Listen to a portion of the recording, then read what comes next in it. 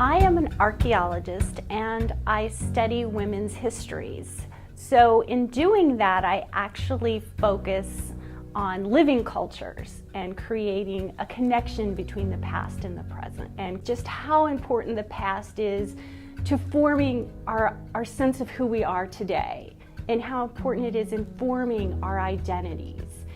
I was taking human evolution, and the male professor, he said, well, you know, men, they stood up and they had to protect women over the grasses. And it was because of men that we stand up and we have culture and we have big brains. And I was left going, well, what about me? What about my female ancestors? I think that's why I really focus on women's issues too, is because I see that there's a real neglect of that. I am very excited to have been given this award because it will allow me to give back to the community who has been so generous with me.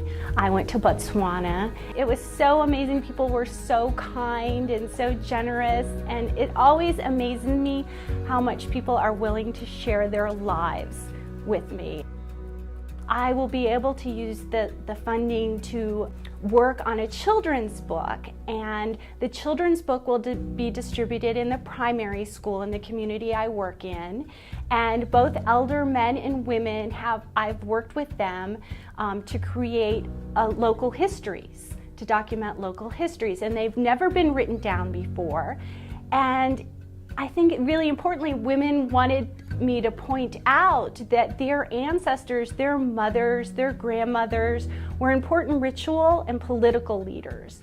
Women in the past, you know, they were strong, they were creative, they were intellectuals that really contributed to society. And I hope that seeing that and seeing that history of strong roles for women in the past, that young girls will grow up to be women who have strong self-esteem.